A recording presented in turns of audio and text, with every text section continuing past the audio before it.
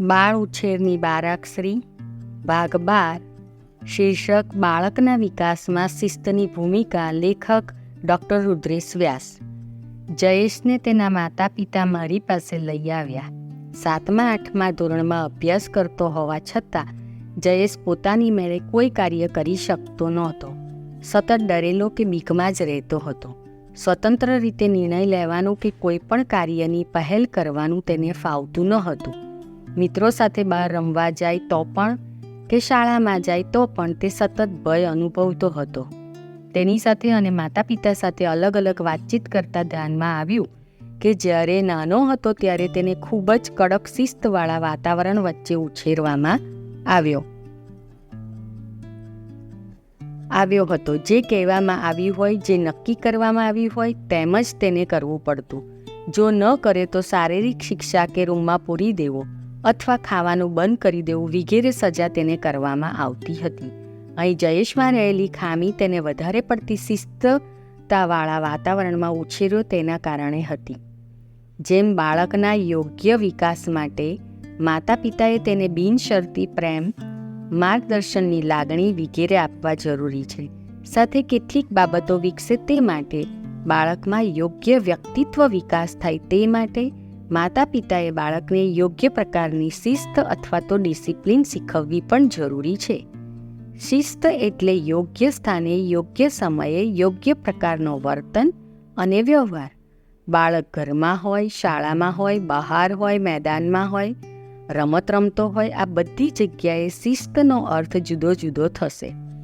પરંતુ જો બાળકમાં શિસ્ત પાલનની આવડત નહીં હોય તો બાળક જીવનમાં અનેક ક્ષેત્રોમાં સફળતા પ્રાપ્ત કરી શકશે નહીં. અહીં સામાન્ય રીતે શિસ્ત એટલે યોગ્ય સમયે જાગવું, જમવું, વ્યાયામ કરવો, શાળાએ જવું, શાળાએથી પરત આવવું, શાળાનું ગૃહ કાર્ય કરવું, સમયસર સૂવું વગેરે બાબતો આપણે સમજાવી શકીએ.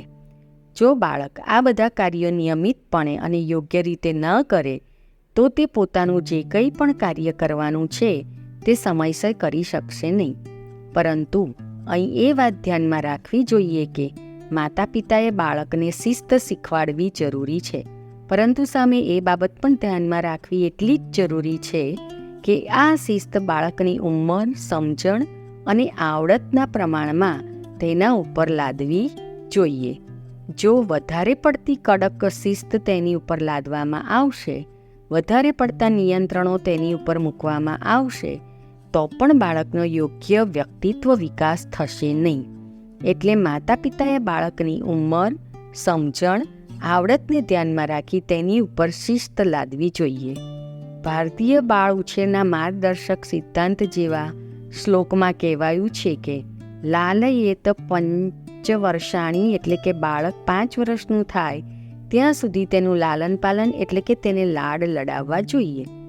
5 વર્ષ સુધી બહુ કડક શિસ્ત તેની ઉપર ન લાદવી જોઈએ, પરંતુ એ પછીથી ઉપરોક્ત બાબતોમાં તેને શિસ્ત પાળવું જરૂરી છે. વધારે પડતી કડક શિસ્ત કે નિયંત્રણ બાળકના વ્યક્તિત્વ વિકાસને કુંઠિત કરી દેશે.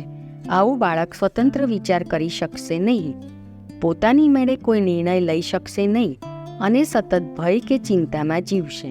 માટે માતા પિતાએ શિસ્ત તો લાદવી જોઈએ, પરંતુ તે અતિશય કઠોર ન હોય તેનું પણ ધ્યાન રાખવું જોઈએ. અસ્તુ.